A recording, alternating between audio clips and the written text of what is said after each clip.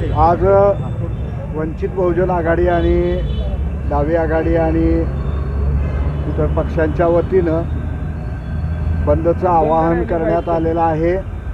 ग्रामीण भागामध्ये गावागावामध्ये बंदची भूमिका लोकांनी घेऊन मोठं सहकार्य केलेलं आहे। त्याचप्रमाणे अनेक ठिकाणी संपही झालेले आहेत। हे सगळं सरकारचं जे एकूण धोरण आहे त्या धोरणाच्या विरोधामध्ये जनतेची प्रतिक्रिया आहे। ज्याप्रमाणे परीक्षेमध्ये घोटाळे झाले, त्याचे पेपर लीक झाले, त्याच्या विरोधामध्ये जंतर मंतरवर जमलेल्या मुलांवर गुंड आणि पोलिसांनी मिळून लाठी हल्ला केलेला आहे। त्याच्यामध्ये एका तरुणीचा मृत्यू झाला अशी बातमी आलेली आहे। हे सर्व सरकारचं जे चाललेलं आहे त्याच्यामुळं तरुणांसमोरचं भवितव्य धोक्यात आहे आणि नोकऱ्या नाहीत, कंत्राटी नोकऱ्या आहेत। ही सगळी जी परिस्थिती आहे त्याच्यामुळं जी युवा पिढी आहे तिचं आयुष्य हे उद्ध्वस्त व्हायला लागलेलं आहे। त्याच्याविरुद्ध मोठी प्रतिक्रिया युवा पिढीनं दिलेली आहे आणि जर तुम्ही तरुणांवर हल्ले कराल तर खबरदार हे सांगण्याकरता या ठिकाणी महाराष्ट्र बंदचे जे आवाहन केलेलं आहे त्या आव्हानाला मोठा प्रतिसाद ग्रामीण भागातील जनतेकडून त्याचप्रमाणे शहरातून सुद्धा होत आहे। मोठ्या प्रमाणात तरुण आज या ठिकाणी शाहू स्मृती स्थळाला जमलेले आहेत आणि शहरातून फेरी काढून त्या ठिकाणी आता आवाहन बंदचं जे आहे ते करणार आहेत। इथून पुढच्या काळात सरकारने आपली नीती बदलली नाही, धर्मेंद्र पवारांनी जर राजीनामा दिला नाही तर संघर्ष तीव्र होत जाणार आहे याची सरकारने दखल घेतली। वंचित बहुजन आघाडी असेल किंवा डाव्या आघाडीच्या अनेक कार्यकर्त्यांना या सगळ्या बंदच्या पार्श्वभूमीवर ताब्यात घेण्यात आले पोलिसांकडून, कसं बघता एकूणच या सरकारच्या भूमिकेकडे? पोलिसांना तरुणांची भीती वाटायला लागलेली आहे की दिल्लीमध्ये, मुंबईमध्ये, पुण्यामध्ये सगळीकडेच हे चित्र आहे।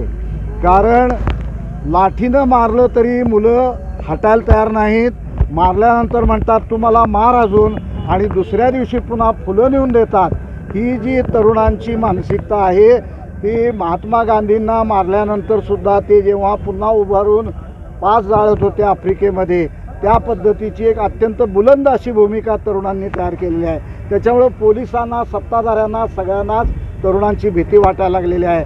घाबरून चालणार नाही, तुम्ही देशाचं धोरण बदलण्याचा प्रश्न तयार झाला आहे, हे जे तरुणाईचं म्हणणं आहे ते यांनी समजून घेण्याची वेळ आलेली आहे असं या ठिकाणी सांगतो। जय संविधान।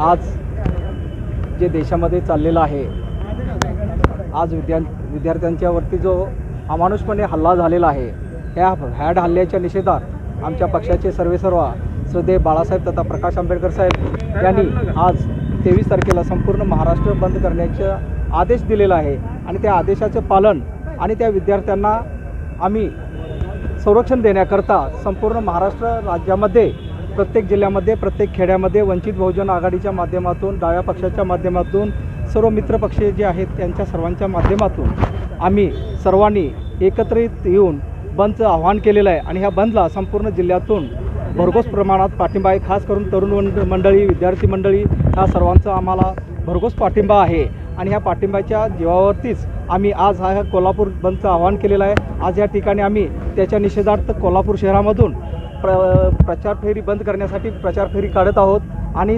त्यामध्ये आम्ही सर्व एकत्रित येऊन कुठल्याही कायद्याचं भंग न करता आम्ही आपली जी फेरी आहे बंदची ते अतिशय व्यवस्थितपणे पार पाडणार आहोत आणि यासाठी आम्हा सर्वांना जनतेचं सहकार्य मिळावं एवढीच आमची अपेक्षा आहे।